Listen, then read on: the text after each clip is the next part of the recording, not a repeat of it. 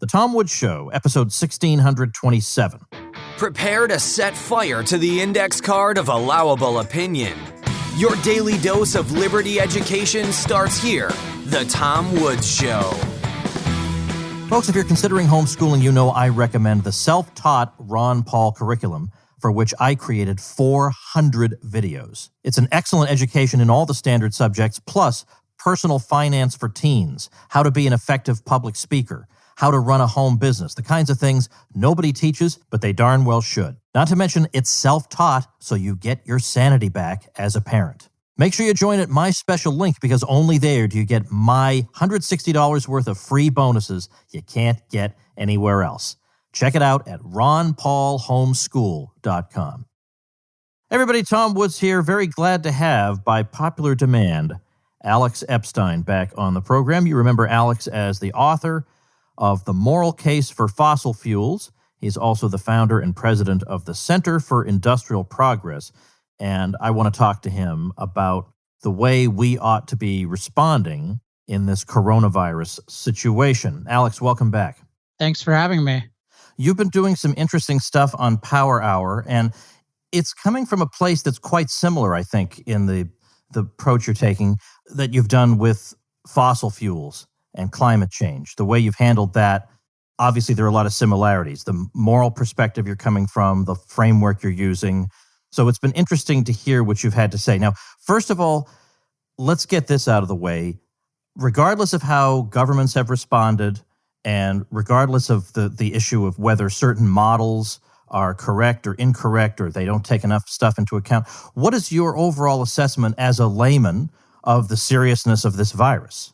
I definitely assess it as serious. I mean, and in particular, I think it's serious to people who have vulnerable immune systems, and there's a lot of overlap between that and being elderly. So it's something that if I could wish the world to be different, I would really wish that it didn't have COVID-19 and this new coronavirus going all over the place. So I think it's definitely not, I think, on the level where people should be in a state of panic. It's not as if Ebola became incredibly contagious. And I think that, I know that there's a huge amount of uncertainty about the deadliness of it, mainly because when they're calculating the deadliness of it, what they're usually doing is they're saying how many people died divided by how many diagnosed cases there are. And yet we know this is something that's very contagious, in part because most of the cases are not diagnosed because they're asymptomatic and because we don't have enough testing, or there hasn't been enough testing to register that. So there are very credible estimates, that there are 10 times, maybe even 100 times more cases than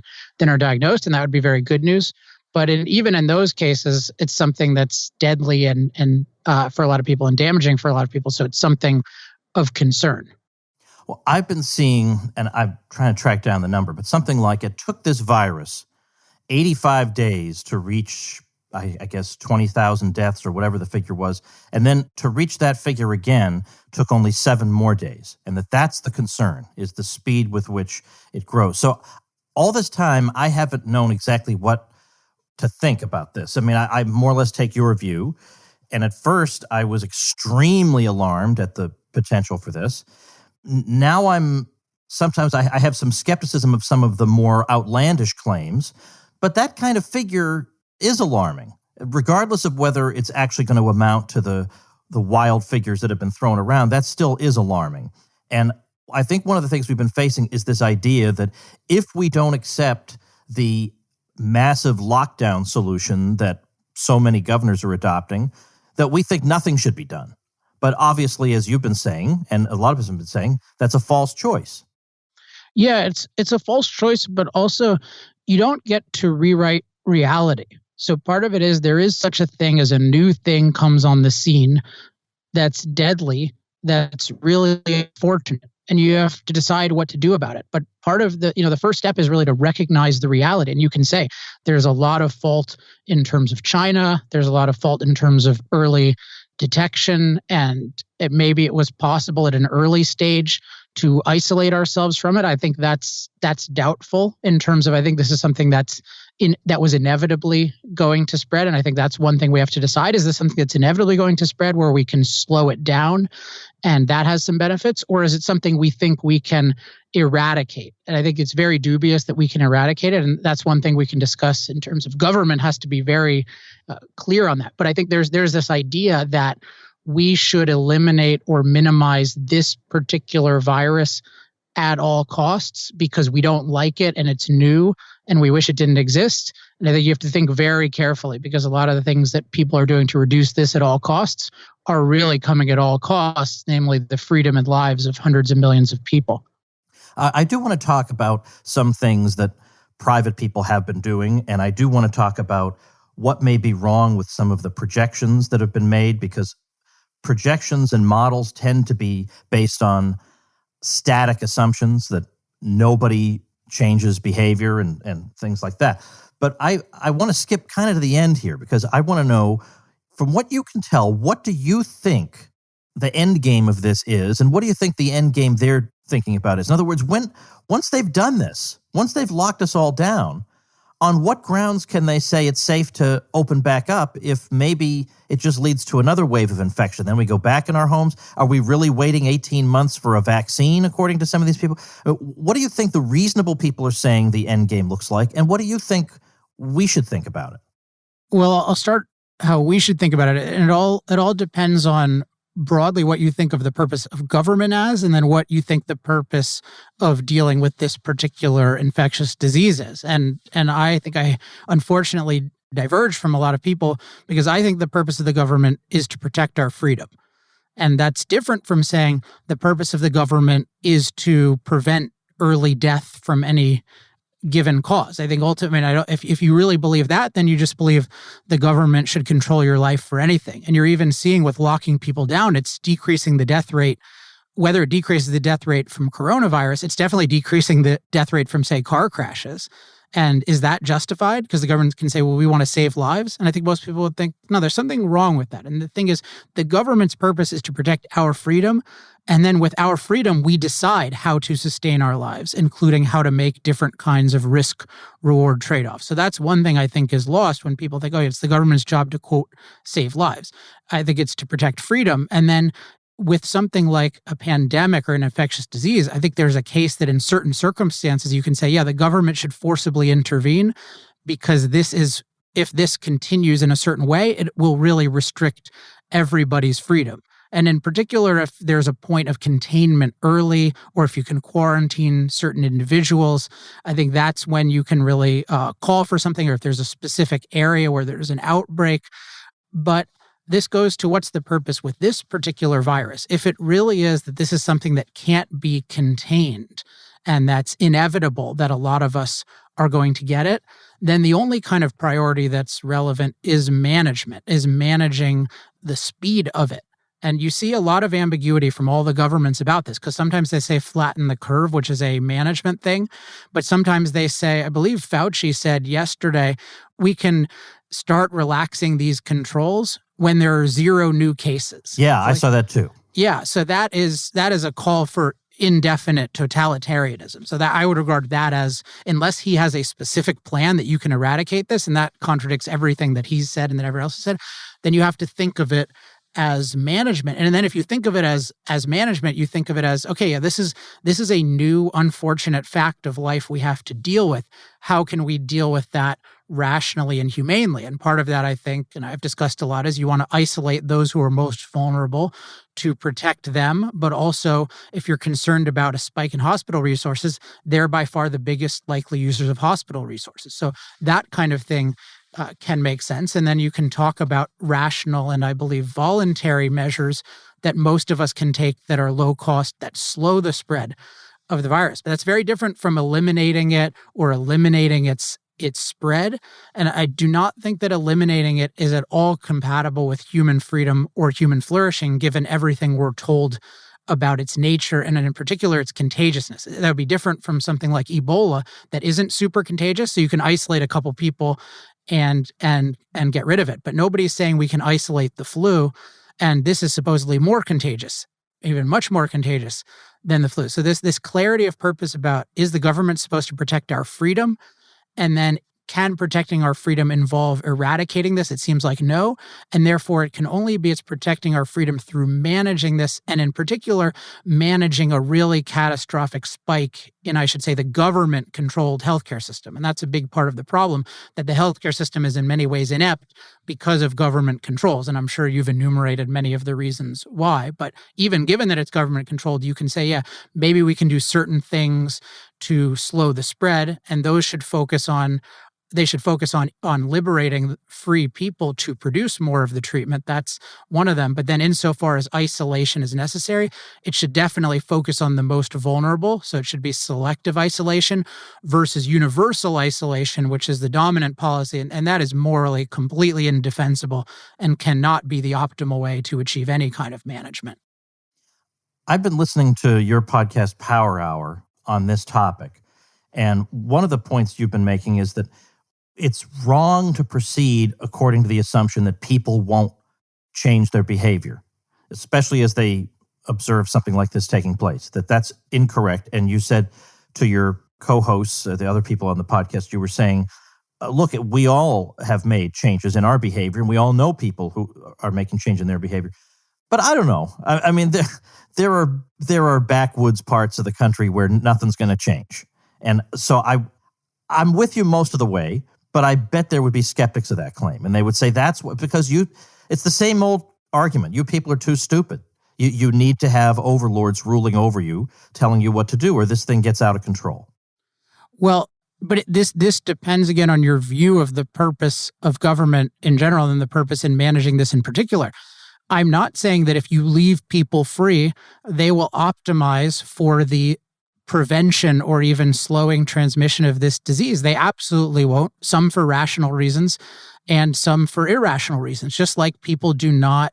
This is, I think, considerably more serious than the flu, although I don't believe it's an order of magnitude more serious than the flu from the evidence we have. But with the flu, you can say, yeah, if you leave people free, some people will be irresponsible with regard to the flu. And there are these backwoods people, or there are going to be people at certain kinds of gatherings who are going to do that. But if your focus is freedom, the fundamental is people need to be free to live their lives. That's the thing that really matters. It's not just preventing people from dying from a particular virus. It's ultimately we want to be free so that we can live our lives and we can flourish according to our ideas of how to best live our lives. So I think there's a false standard of saying that, acting like, well, if people don't optimize to minimize this particular virus, then they're acting irrationally, and then I get to control them. And that's why it has to be really clear. What is the government's prerogative here? Again, it's not to eliminate the virus or to slow its spread to zero. It can only be, okay, there's a temporary thing that we can alleviate through certain kinds of measures. And I'm open to, maybe coercion is necessary very temporarily if it's clearly defined, but that has to be rational. And part of it being rational is it cannot be universal, just universal. It's just crazy to say, even though this virus is overwhelmingly targeting certain demographics, we're going to universally isolate everybody. That can't make sense at all. So there's no justification for the particular form of coercion that's being practiced. And then there's also the issue that it's not at all valuing all of the other values in life that are achieved via freedom. And I've commented on this a lot on my podcast, that just hundreds of millions of people's lives being really destroyed. And by destroyed, I mean that people's plans and hopes and dreams have been disrupted for years and years and years. And I regard that's a kind of death. That's a kind of suffering where, people's lives are getting ruined. That matters. And if that doesn't matter to people and they think the only thing that matters is we don't die of this particular virus, there's something off with that. That's the way I've been thinking, that we have a finite number of years on this earth. And if you listen to some of these people, a not trivial chunk of that is about to be taken from us, or at least if we let them get their way. And so maybe this one, so is the idea that we're thinking that, well, if we slice off 1/75th of everybody's life, this is crazy. And these are we get this dichotomy that you care about the economy and not about people. What about that? Well, so I think of it as the exact opposite. I don't think, I mean, the economy is an abstraction. So I think in terms of individuals flourishing and then individuals being free as a means to flourishing. And within flourishing, a big concept is livelihood. And that means individuals free to produce value and to live off of that. What you're doing by stopping human interaction is you're destroying or severely interrupting the livelihood of tens and even hundreds of millions of people in this country. So that diminishes their quality of life now. It in some cases will drive people to suicide. It'll end their lives now. But it has years and years and years of negative consequences, including earlier death, but also just including mass suffering. And this is part of the reason why, again, the purpose of the government is not to extend people's lives. It's to leave us free to live our lives as we judge best. And part of that is when we're free to do that, in general, we get really good at extending our lives. That's why kingdoms were a lot worse at having people live a long time and protecting them from infectious diseases than free countries. But it's still freedom. I mean, I think of it as for the individual, like flourishing is the end, but freedom is the political means to flourishing. And so for the government, freedom should be the end. And it's really upsetting to me that there's so little talk about freedom.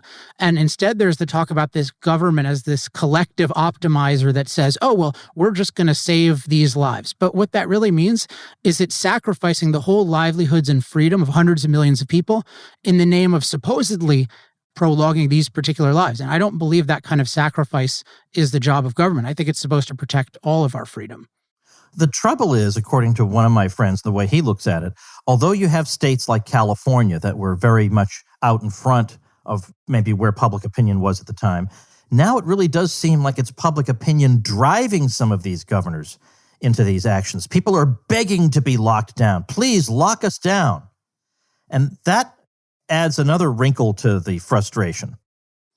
I don't know about the polling there, but one thing is just the way this issue is being presented is that this thing is just a complete catastrophe. So it's catastrophized, which I have a lot of experience with that with different kinds of environmental catastrophes, although this is much closer to a catastrophe than those things. But it's not that Ebola is contagious or that a huge percentage of us are going to be wiped out. It's a really bad disease, but it's still just a really bad disease. But because people think it's the end of the world and because there's this myopia that this is the only thing that matters, people are being panicked into saying, yeah, lock us down. But a lot of the people I meet don't feel like that. They feel like, you know what, there must be a better way. There must be a way that most of us can be free to live our lives and we can take responsible precautions.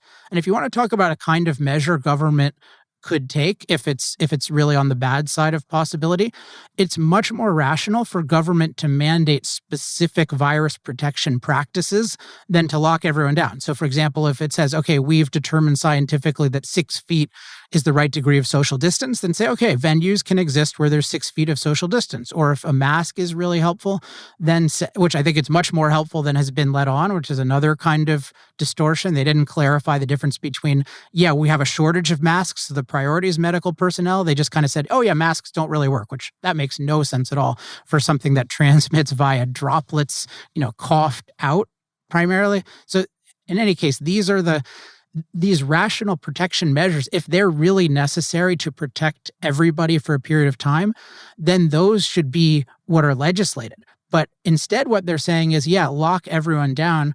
And that makes no sense even on a virus protection level for optimizing that, because a lot of what you're doing is you're locking down older, vulnerable people with younger people who may be carriers but may be asymptomatic, and you're generally keeping people indoors, which is how all the worst cases of this spread. So no matter what, the government, no matter how serious you think this disease is, the way the government is responding makes no sense. It's unwarranted, and what should at least at minimum happen is selective isolation versus universal, and kind of best practices laws versus blanket lockdowns. And on top of that, there should be clear explanations and plans and timetables versus indefinite terror.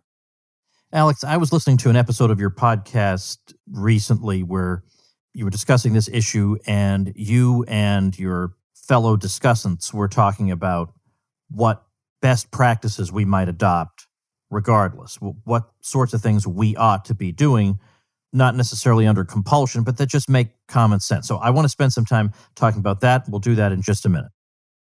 Folks, there are things we each look back on and think, how did I get that so wrong? Like, remember when you used to think button-fly jeans were a good idea? Yeah, here's a process I want to make as complicated and time-consuming as possible. Well, we're always going to get things wrong. That's just life. But there are also things we can get right on the first try, like shopping for life insurance, and that's where Policy Genius comes in. Policy Genius makes finding the right life insurance a breeze. I've used it myself, and in minutes, you're comparing quotes from top insurers and finding your best price. You could save $1,500 or more a year by using Policy Genius to compare life insurance policies. And Policy Genius doesn't just make life insurance easy. They can also help you find the right home and auto insurance or disability insurance. So even if, particularly under Woods' ridicule and prodding, you've come to decide, yeah, those button-fly jeans were a terrible idea, you'll never be distressed or embarrassed about life insurance with Policy Genius. In just a few minutes, you can find your best price and apply at policygenius.com. We all get things wrong from time to time. At least we can get life insurance right with Policy Genius. You were on your podcast laying out a series of things that you thought people could agree to, and then you were soliciting from your co-hosts what they thought in terms of best practices that could be observed. So you were talking about, instead of absolutely shuttering everything, retooling it for the time being at least, so that these best practices are complied with. And that could include the 6 feet distance. It could include perhaps requiring patrons to have masks. Maybe it involves distributing masks to patrons, for all I know, if the supply gets to where it needs to be. I don't think that you or I are necessarily the exclusive source of these best practices, so I'm sure people listening could come up with others. But what would be a few more that you think would reassure a reasonable person that it's not an absurd proposition that he should go out and enjoy himself somewhere?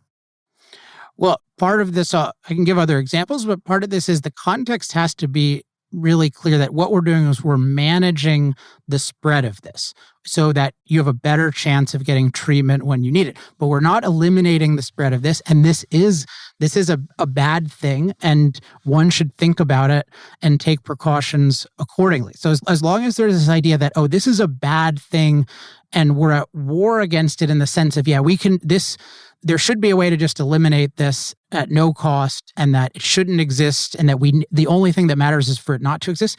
At this point, that world doesn't exist. We have this new thing in the world, and the fact is, as far as everything I've heard, that this thing will go all over the place ultimately. So we can slow it, but we can't eliminate it. Because if people think, oh yeah, we can eliminate it, then it just leads to all of these kinds of distortions we're talking about. But there are all kinds of things people are doing. So one thing they can do is they can extend the workday in terms to space workers out more.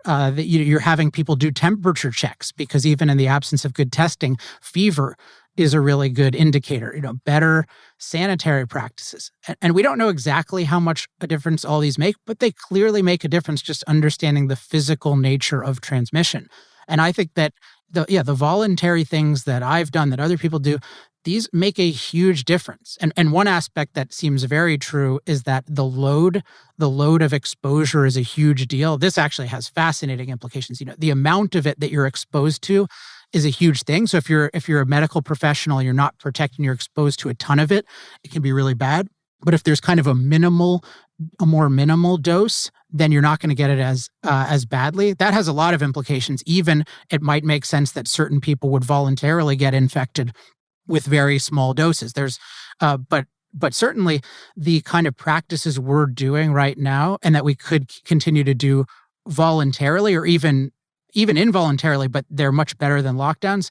These obviously make a huge difference in the amount of the thing you're exposed to. Getting it off a table in a small quantity is totally different than the way you might have gotten it a month and a half ago with no awareness, somebody coughing on you. So there's so much we can do without ruining our lives. And I just want to keep stressing that this virus is bad, but the indefinite isolation of hundreds of millions of people for months on end and the destruction of their livelihood and plans and hopes and dreams, that, from an American human flourishing perspective, that is the most unimaginable catastrophe.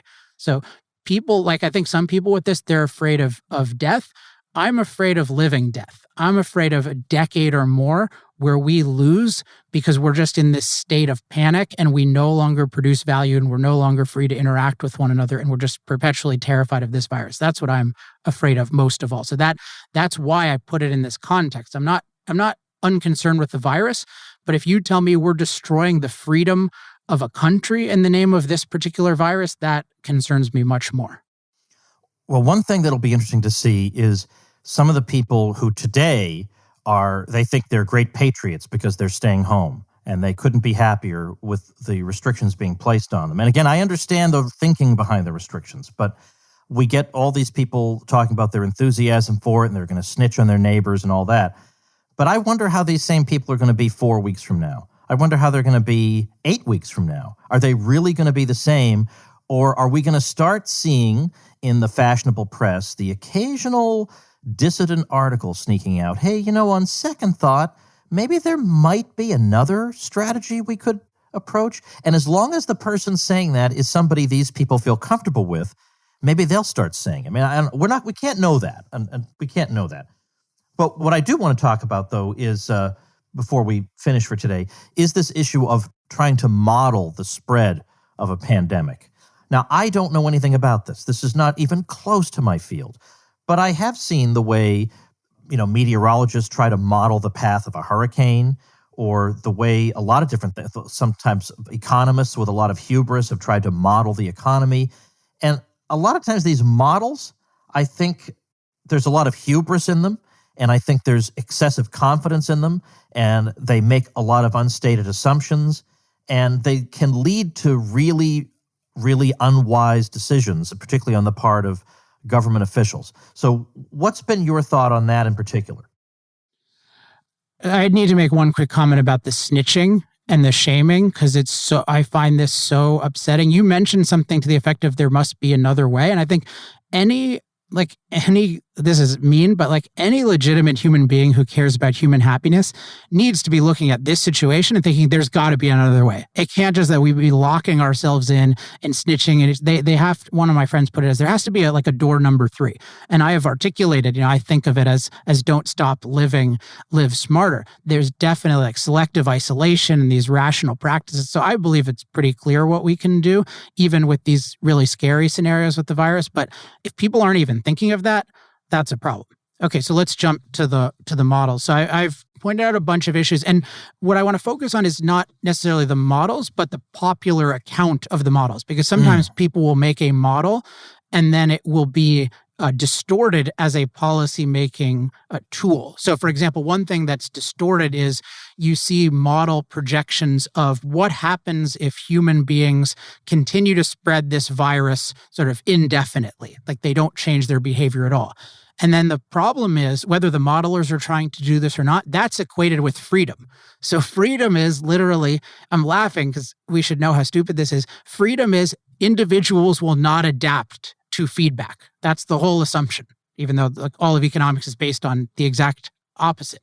So it's the idea that, even if we start to get infected and the hospitals start to get overwhelmed, we are just going to keep doing all the stupid things and we're all going to die and it's going to spiral out of control. Now, it can be legitimate to model that, or you might want to know that, but to equate that with freedom and then to say, unless we lock you all down, then this is going to happen, that's bogus. I mean, that's more than bogus. Another aspect of this is that's really bad, and this is some of the modelers, but definitely a lot of the commentators, is the combination of you can call it lethality, or it's often used as death rate, but how lethal this is, but claiming certainty about death rates that are clearly too high and that may well be hyperinflated. And there's some really good people on this. There's a guy named David Katz from Yale. There's a guy named, I don't know exactly how to pronounce his last name, but from Stanford, I don't know how to pronounce it either. Jay Bhatta, it's like Bhatt, Shari, like CHAR. So if you search those letters on Google, you'll find him. He had a fantastic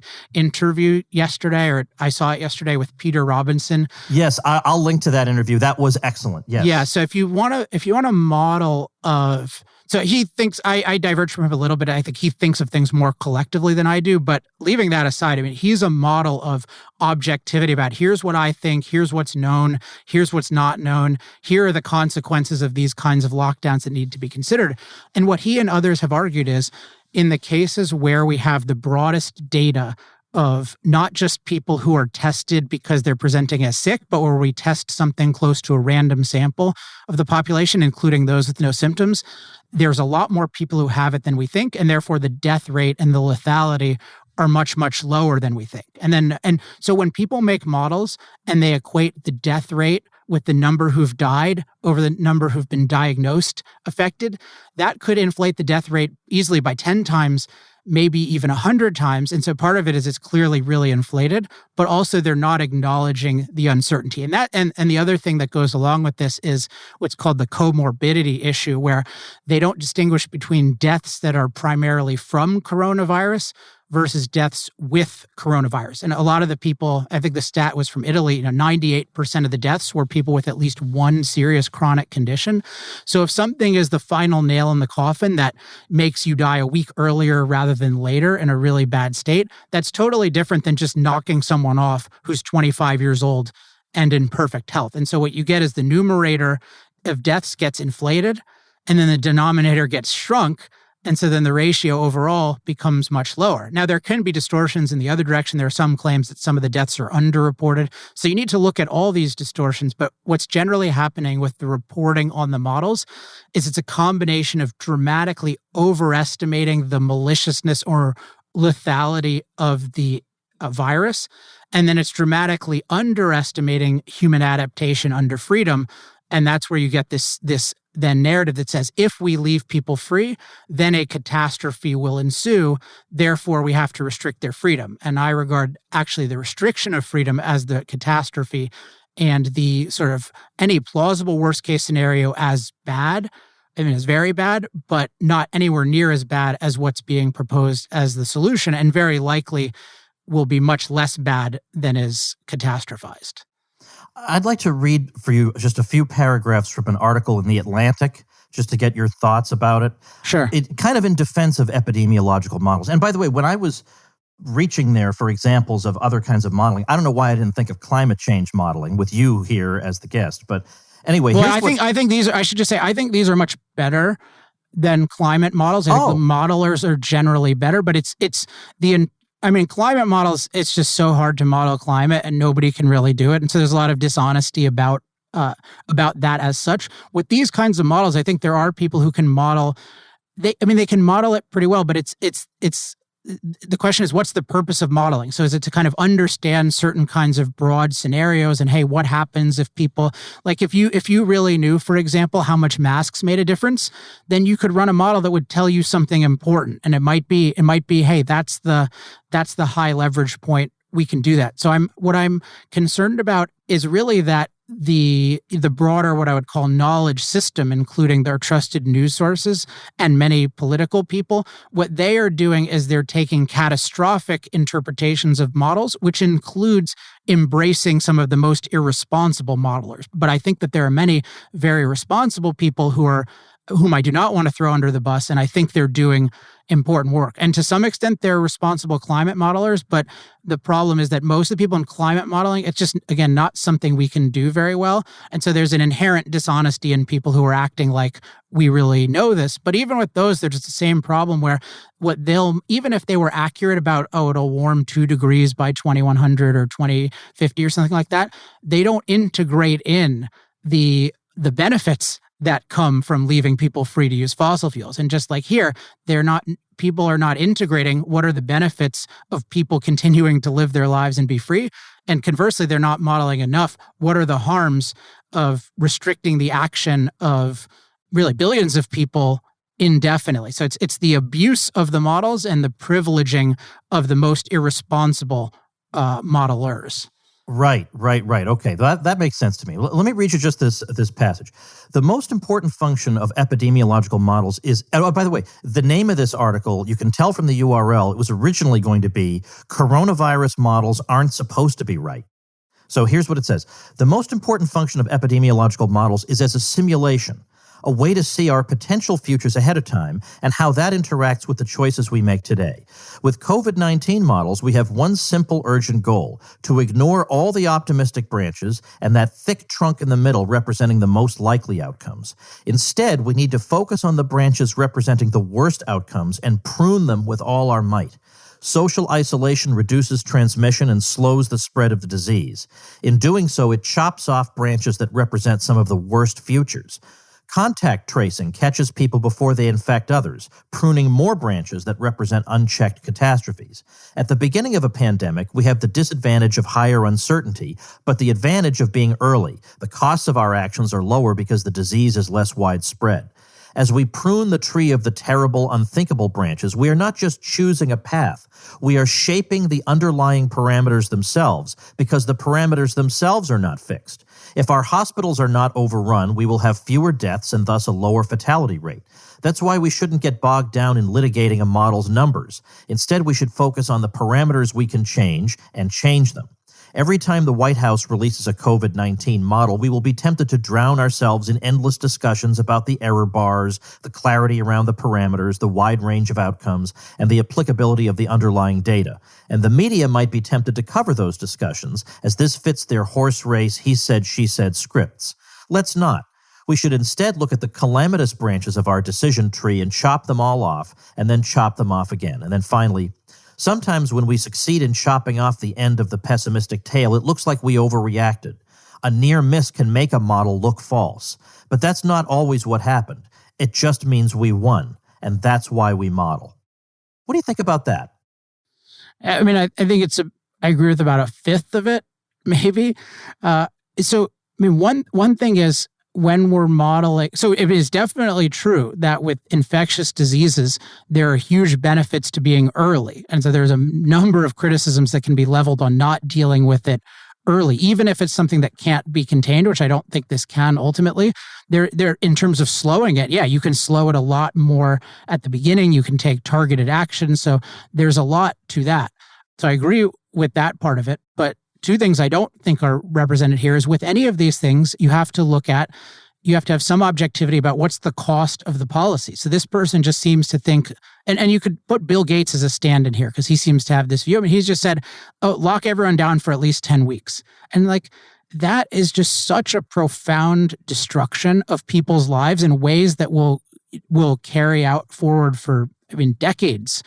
Really. And you're already seeing these mass unemployment numbers. We know all these stories about the opioid epidemic beginning after the last big recession. It's just, if you don't regard it as a catastrophe to lock people down for 10 weeks, not just because of the 10 weeks, but because of the disruption and the destruction that will occur from that point on. I mean, starting at the beginning of the 10 weeks and then from that point on, there's something way off. So you can't ignore the costs and act like, oh yeah, well, I'd rather go to the restaurant, but I'm just going to sit in my house. Like, they trivialize the costs. And a lot of these are people like us who have primarily mental labor where we don't need to be around others. At least it doesn't seem like we need to be very immediately. So one thing is they're not acknowledging the catastrophic costs. And then in terms of the benefits of these restrictions, the alleged benefits, you need some objectivity about the worst case scenario. So I believe in thinking of the worst case scenario, but if you're hyperinflating the death rate, then your worst case scenario is way, way worse than it needs to be. And so if you imagine, hey, we're going to all be in a living hell, and that's not even remotely the worst case scenario, it's infinitely worse than the worst case scenario, then you're going to impose catastrophic costs on people. So it's true. There's just this idea that, and people have this view with climate too. They think like, oh, we should reduce CO2 emissions to zero at basically all costs, because I can imagine, I have a model that says that if they don't go to zero, then the world is going to end. And it's legitimate for me to say, okay, let's really look at that worst case scenario, because that's not very plausible. Maybe it would be something bad, but it's not the world is going to end. And your solution to the world ending is actually the end of life as we know it. In the case of energy, it's depriving billions of people of machine power and therefore modern life. And that would be a true catastrophe. So in this case, these kinds of, I wouldn't say most of the COVID scientists at all, because I think most of them are really good. But if you take the catastrophists who advocate catastrophic restrictions on freedom in the name of avoiding this like unlimited catastrophe, if that's how they convey it, they are being really, really distorted, and there's going to be a lot of blood on their hands. Wow. All right, listen, I want you to tell people about Power Hour. Looks like you release it every week, and what kind of topics you discuss on it.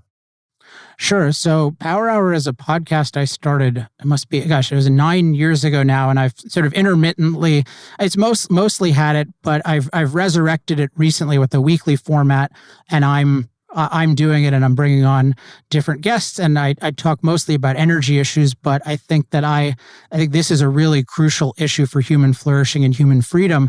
And I think that looking at it from a human flourishing perspective, but also an integrated, what I would call full context perspective, is something that I can bring to the table, as well as being aware of how catastrophizing often leads to catastrophic restrictions on freedom. So that's the reason why I've gotten into it.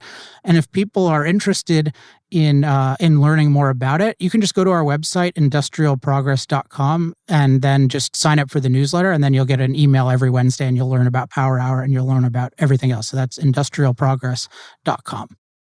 Okay, I'll have all that stuff also on the show notes page, tomwoods.com/1627. All right, thanks a lot, Alex. I appreciate your insights. I had a number of people saying, you got to get Alex back on. He's on fire on these topics. So I went back and I said, doggone it, these people are right. So I'm very glad we did this. Thanks again. Thanks for having me. All right, folks, by the way, don't forget, I'm sure if you're a longtime listener, you're tired of me saying this, but I don't care, doggone it. I have to say it for the new folks. I have a free ebook called Your Facebook Friends Are Wrong About Healthcare. This is what you need to know. You think, how am I going to debate healthcare with people? I don't know. Well, I'm going to give you a nice briefing in the form of this free ebook, Your Facebook Friends Are Wrong About Healthcare, and you pick it up for free at yourfriendsarewrong.com. One of the best purchases I ever made was that domain name, yourfriendsarewrong.com. So go get that for free. Tomorrow, Murray Sabrin comes back to the show. We'll be talking about the economic angle of this, yet again, getting his perspective on it. So make sure you subscribe over at tomwoods.com/Apple, and I'll see you then. Become a smarter libertarian in just 30 minutes a day. Visit tomwoods.com to subscribe to the show for free, and we'll see you next time. Like the sound of The Tom Woods Show? My audio production is provided by Podsworth Media. Check them out at podsworth.com.